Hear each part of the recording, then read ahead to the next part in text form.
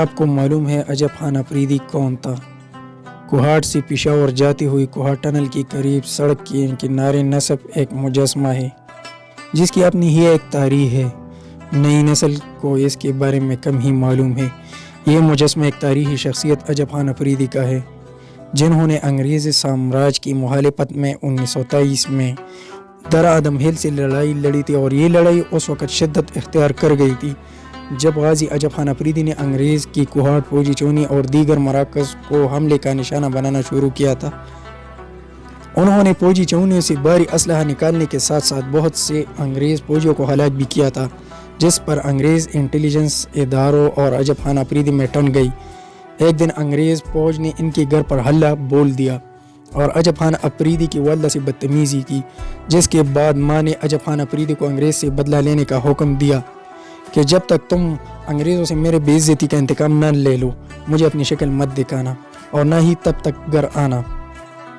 اس کے بعد عجب خان افریدی نے دل میں معظم ارادہ کیا کہ وہ انگریز قوم سے ایسا بدلہ لے گا کہ وہ تعمر یاد رکھے گا۔ یہ وہ وقت تھا جب زیادہ تر پختون قوم انگریز کی حمایت میں تھی اور چند گنے چنے لوگ ہی عجب خان افریدی کے ساتھ تھی۔ انگریزوں کے ساتھ پختون عجب خان افریدی کو غدار سمجھتے تھے اور اسے ملک دشمن سمجھتے تھے۔ ظاہر ہے کہ اس کی بنیادی وجہ یہ تھی کہ وہ انگریزوں سے پیسے وصول کرتے تھے۔ اپنی والدہ سے بدسلوکی کا بدلہ لینے کے لیے عجب خان افریدی نے ایک دن کوہاٹ کے انگریز افیسر کے گھر پر حملہ کرتے ہوئے وہاں سے مس ایلس کو اغوا کر لیا گیا۔ لڑکی کی ماں نے چیخ و پکار کی تو انہوں نے اسے قتل کر دیا اور پیرے پر معمور انگریزوں کو بھی قتل کرتے ہوئے مس ایلس کو اغوا کر لیا۔ اس پر تمام انگریز حیرت میں ڈوب گئی کہ اتنے کڑے پیرے کے اندر داخل ہو کر اتنا بڑا واقعہ کیسے پیش آ گیا۔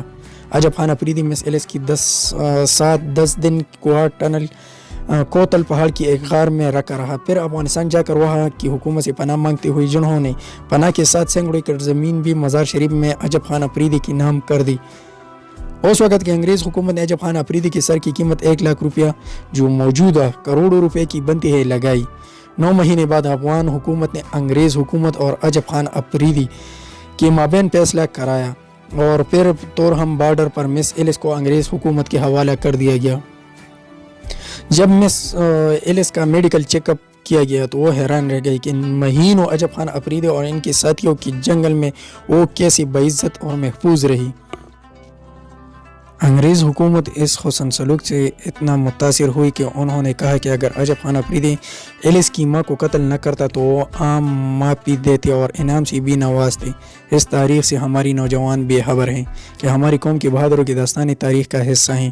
1985 میں مس ایلس سرکاری پروٹوکول کے ساتھ درہ ادم ہیل آئی اور عجب خان افریدی کے گھر اور وہ پناہ گاہ جس میں مس ایلس رہ چکی تھی وہاں گئی اور جا کر وہ بہت روئی۔ اس کے بعد عجب خان افریدی کے آخری زندہ دوست ملک شیر خان باش خیل، جو شاید اب اس دنیا میں نہیں ہیں، سے ملاقات کی اور سننے میں آیا ہے کہ مس ایلس عجب خان افریدی کے حسن سلوک سے اتنا متاثر ہوئی تھی کہ انہوں نے کہا تھا کہ عجب خان افریدی کو دیکھنے کے بعد انہیں کوئی پسند ہی نہیں آیا۔ اس موضوع پر پشتوں میں ایک فلم بھی بن چکی ہے اور پھر ایک دور میں یہ داستان ہمارے نصاب کا حصہ رہ گئی ہے، مگر پھر نہ جانے کس طرح اور کیسی یہ کہانی ہمارے نصاب اور کتاب سے غائب ہو گئی، حالانکہ ہماری نئی نسل کو مشاہیر کے کارناموں سے روشناس کرنا ہماری فرض بنتا ہے۔ کوہاٹ پشاور روڈ پر کوہاٹ سرنگ سے آگے جس نے بھی عجب خان افریدی کا مجسمہ نصب کرنے کا سوچا ہے وہ داد کا مستحق ہے۔